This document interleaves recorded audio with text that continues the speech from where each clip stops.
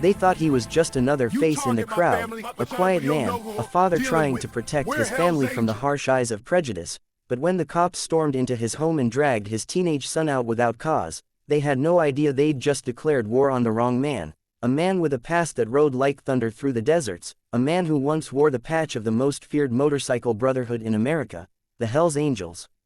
What happened next shattered the illusion of control, exposed corruption, and changed an entire town forever. Before you scroll, subscribe for more true justice stories that hit deep, because sometimes the quiet ones roar the loudest.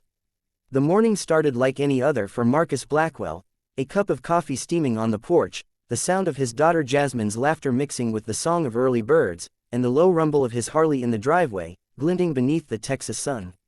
He'd left behind that old life years ago, the life of roaring engines, black leather, bar fights, and the open road that never promised peace. He was a father now, a man of faith and restraint, working as a mechanic, building trust in a town that still whispered about the color of his skin when he wasn't around. But on that fateful Saturday, peace was a lie. A cruiser rolled up slow, dust spiraling behind it, red and blue lights flickering like devil's eyes in daylight. Two officers stepped out, Sheriff Daniels, a man who carried arrogance like a badge of honor, and his deputy, Cole, barely older than Marcus's son. They didn't knock, they didn't greet, they just pointed. "Step outside, boy," Daniels barked. Marcus's son, 16-year-old Malik, froze on the porch steps, holding a basketball, confusion etched across his young face. "What's going on, sir?"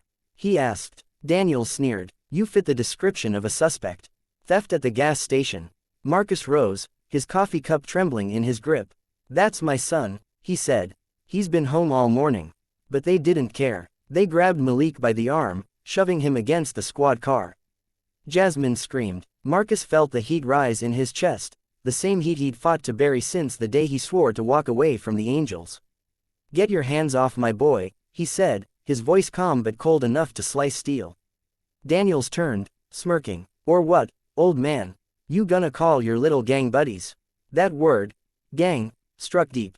Marcus stepped forward, hands open.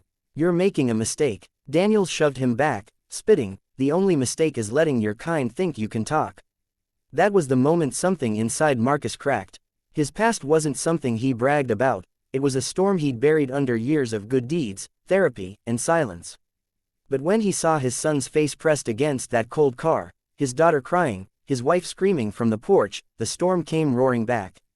The roar wasn't from his voice, it came from the Harley as he twisted the key and the beast came alive, echoing through the valley like the growl of ghosts long dead. Neighbors peeked through curtains, whispering. The sheriff turned. "You threatening me?" Marcus revved the engine once, twice, then cut it off and said, "No, Sheriff. I'm reminding you who I was." That night, the whispers turned into phone calls. A line of motorcycles appeared down the dirt road at dusk, chrome gleaming, engines thundering like Judgment Day. The Hells Angels didn't come with mercy, they came with loyalty. These weren't criminals, they were brothers, veterans, old riders who owed Marcus favors written in blood. Daniels thought he was the law. He was wrong. By midnight, the truth started unraveling. Body cam footage leaked by an honest rookie showed the sheriff had staged arrests on black families to cover his own son's crimes. The whole department began to rot under the light. Marcus didn't lift a finger, he didn't have to. His brothers spread word, reporters swarmed, and Daniel's empire of lies fell apart. But the story didn't end with revenge, it ended with revelation.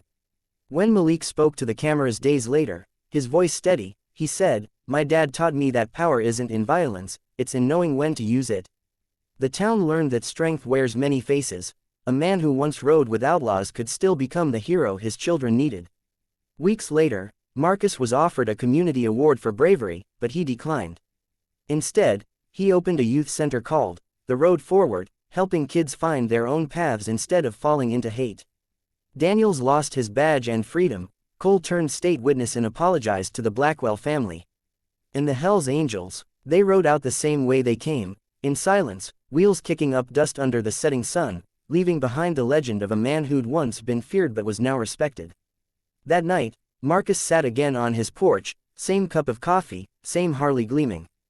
But this time, peace felt real. He whispered to the wind, "You can't outrun who you were, but you can choose who you'll be next." The moonlight caught his eyes, Eyes of a man who'd lived both sides of justice and found redemption somewhere between the roar of engines and the heartbeat of forgiveness. And if you ever drive through that small Texas town, you'll still hear stories about the day the cops messed with the wrong man, the day the angels rode again, not for chaos, but for justice. So, if you believe in second chances, in strength that comes from scars, subscribe and stay, because stories like Marcus Blackwell's remind us that some storms are worth surviving, and sometimes, angels really do ride Harleys.